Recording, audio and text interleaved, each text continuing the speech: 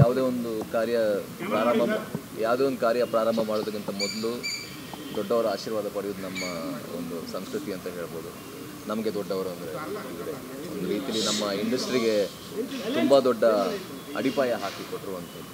So ಅವರ ಒಂದು umbrella ಏನಿದೆ, ಅವರ ಒಂದು ಕೊಡೆಯ ಅಡಿಯಲ್ಲಿ ನಾವು ಇವಾಗ ಇದ್ದೀವಿ. ಸೊ ಹಾಗಾಗಿ ಆಶೀರ್ವಾದವನ್ನು ಪಡೆದು ನಮ್ಮ ಪ್ರಚಾರವನ್ನು ಪ್ರಾರಂಭಿಸೋದು ಒಂದು ನಮಗೆ ಅಂದರೆ ಕಲಾವಿದರಿಗೆ, ಸ್ಪೆಷಲಿ ಕರ್ನಾಟಕದ ಕಲಾವಿದರಿಗೆ ಒಂದು ರೀತಿಯ ದೇವಸ್ಥಾನದ ಅನುಭೂತಿಯೇ ಇದು ಕೊಡುವಂಥದ್ದು. ಇಲ್ಲಿ ಬಂದಾಗ ಇಲ್ಲಿ ಸಿಗುವಂಥ ಶಾಂತಿ ಆಗಿರಲಿ, ಇಲ್ಲಿ ಸಿಗುವಂಥ ಸ್ಫೂರ್ತಿ ಆಗಿರಲಿ, ಇಲ್ಲಿ ಸಿಗುವಂಥ ಶಕ್ತಿ ಆಗಿರಲಿ, ಪ್ರಾಯಶಃ ದೇವಸ್ಥಾನದಲ್ಲಿ ಏನು ಸಿಗುತ್ತೋ ಅದೇ ಶಕ್ತಿ ನಮ್ಮ ಕಲಾವಿದರಿಗೆ ಇಲ್ಲಿ ಸಿಗುತ್ತೆ. ಹಾಗಾಗಿ ಆಶೀರ್ವಾದ ಪಡೆದು ನಮ್ಮ ಕೊತ್ತಲವಾಡಿ ಚಿತ್ರದ ಒಂದು ಪ್ರಚಾರವನ್ನು ಪ್ರಾರಂಭಿಸಬೇಕು ಅನ್ನೋದು ನಮ್ಮ ಆಸೆ. ಸ್ಪೆಷಲಿ ನಮ್ಮ ನಿರ್ಮಾಪಕಿ ಆಗಿರುವಂಥ ಪುಷ್ಪ ಅರುಣ್ ಕುಮಾರ್ ಮ್ಯಾಮ್ ಅವರು, ಡಾಕ್ಟರ್ ರಾಜ್ಕುಮಾರ್ ಅವರು, ನಾವು ಎಲ್ಲರೂ ಕೂಡ ತುಂಬ ದೊಡ್ಡ ಫ್ಯಾನ್ ಆಗಿರೋದ್ರಿಂದ ಅವರ ಆಶೀರ್ವಾದ ಪಡೆದು ನಮ್ಮ ಚಿತ್ರದ ಒಂದು ಪ್ರಚಾರವನ್ನು ಪ್ರಾರಂಭಿಸ್ತಾ ಇದ್ದೀವಿ.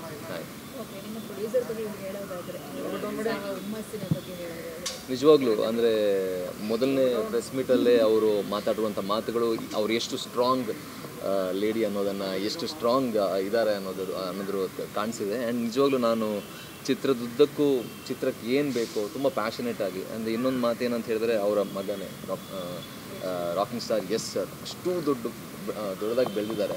ನನ್ನ ಮಗ ಮಾತ್ರ ಬೆಳಿಬಾರ್ದು, ಎಲ್ಲರೂ ಕೂಡ ಬೆಳಿಬೇಕು. ಎಲ್ಲ ತಂತ್ರಜ್ಞರು, ಎಲ್ಲ ಕಲಾವಿದರು, ಹೊಸ ಕಲಾವಿದರು, ಸ್ಪೆಷಲಿ ಟ್ಯಾಲೆಂಟ್ ಇರುವಂತಹ, ಸ್ಟ್ರಗಲ್ ಮಾಡ್ತಿರುವಂಥ ಕಲಾವಿದರಿಗೆ ಒಂದು ರೀತಿಯಲ್ಲಿ ನನ್ನ ಪ್ರೊಡಕ್ಷನ್ ಹೌಸ್ ಆಸರೆ ಆಗಿರಬೇಕು ಅನ್ನುವಂಥ ಒಂದು ದೊಡ್ಡ ಆಸೆ ಇಟ್ಕೊಂಡು ಅವರು ಪ್ರೊಡಕ್ಷನ್ಗೆ ಕೈ ಹಾಕಿದ್ದಾರೆ. ನಿಜವಾಗ್ಲೂ ಅವ್ರಿಗೆ ಧನ್ಯವಾದ ಅಂತ ಹೇಳ್ತೀನಿ. ಆ್ಯಂಡ್ ಅವರ ಪ್ರೊಡಕ್ಷನ್ ಹೌಸ್ ಒಂದು ತುಂಬ ದೊಡ್ಡ ಪ್ರೊಡಕ್ಷನ್ ಹೌಸ್ ಆಗಿ ಬೆಳೆದು ಭಾಳಷ್ಟು ಜನ ಕಲಾವಿದರಿಗೆ, ತಂತ್ರಜ್ಞರಿಗೆ ಒಂದು ಆಶ್ರಯವಾಗಬೇಕು ಅನ್ನೋದು ಆಸೆ. ಇಲ್ಲ, ರಾಕಿಂಗ್ ಸ್ಟಾರ್ ಎಸ್ ಸರ್ ನನ್ನ ಮೊದಲನೇ ಚಿತ್ರ ದಿಯಾಗೆ, ನನ್ನ ಮೊದಲನೇ ಚಿತ್ರಕ್ಕೆ ಅವರು ಭಾಳ ಅಂದರೆ ಬ್ಯಾಕ್ ಸೈಡಲ್ಲಿ ನಿಂತು ಭಾಳ ಸಪೋರ್ಟ್ ಮಾಡಿದ್ದಾರೆ. ಒಂದು ರೀತಿಲಿ ಆ ಚಿತ್ರದ ಯಶಸ್ಸು ಎಷ್ಟಿದೆಯೋ ಅದ್ರ ಬಹುಪಾಲು ಅವ್ರಿಗೂ ಸಲ್ಲಬೇಕು. ಬಿಕಾಸ್ ಅವರು ಬ್ಯಾಕ್ಗ್ರೌಂಡಲ್ಲಿ ನಿಂತು ಭಾಳ ಸಪೋರ್ಟ್ ಮಾಡಿದ್ದಾರೆ. ಸೊ ಖಂಡಿತವಾಗ್ಲೂ ನಾನು ಅವರ ತಾಯಿ ಪ್ರೊಡ್ಯೂಸ್ ಮಾಡ್ತಿರುವಂಥ ಚಿತ್ರದಲ್ಲಿ ನಾನು ಭಾಗಿಯಾಗಿರೋದು ನನ್ನ ಸೌಭಾಗ್ಯ ಅಂತ ಹೇಳಕ್ಕೆ ಇಷ್ಟಪಡ್ತೀನಿ. ಸರ್ ಅಂದರೆ ಪುಷ್ಪ ಮೇಡಮ್ ಯಶೋಕ್ ತಾಯಿ ತುಂಬ ಬಾಂಡಿಂಗ್ ಇತ್ತು. ಅವ್ರು ಪೂಜೆ ಮಾಡುವಾಗ ತುಂಬ ಭಾವುಕರಾದರು. ಖಂಡಿತವಾಗ್ಲೂ ನನಗೂ ಅಷ್ಟೇ. ಅಲ್ಲಿ ಹೋದಾಗ ನನಗೆ ಆ್ಯಕ್ಚುಲಿ ನಿಲ್ಲಕ್ಕೆ ಆಗಲಿಲ್ಲ. ಬಿಕಾಸ್ ಅವ್ರನ್ನ ಭಾಳ ಮಿಸ್ ಮಾಡ್ತೀವಿ. ನಾನು ಕೂಡ ಡ್ಯಾನ್ಸರ್ ಆಗಿರೋದ್ರಿಂದ ಭಾಳ ಒಂದು ದೊಡ್ಡ ಕನೆಕ್ಷನ್. ನಾನು ಸ್ಟೇಜಲ್ಲಿ ಯಾವುದೇ ಡ್ಯಾನ್ಸ್ ಮಾಡಿದ್ರು ಅದರಲ್ಲಿ ಪ್ರಾಯಶಃ 95% ಅಪ್ಪು ಸರ್ ಸಾಂಗೇ ಇರುತ್ತೆ. ಅಂಥ ಒಂದು ಬಾಂಡ್ ಎಲ್ರಿಗೂ, ಎಲ್ಲ ಕಲಾವಿದರಿಗೂ, ಯೂತ್ಸಿಗೆ ಸ್ಪೆಷಲಿ ಒಂದು ರೀತಿಯಲ್ಲಿ ಯುವರತ್ನ ಅವರು. ಸೊ ಹಾಗಾಗಿ ಅಲ್ಲಿ ಹೋದಾಗ ಅದೊಂದು ಬೇರೆಯೇ ಅನುಭೂತಿ. ಅದು ಭಾಳ ಅಂದರೆ ಮಾತಲ್ಲಿ ಹೇಳೋಕ್ಕೆ ಕಷ್ಟ. V miss him.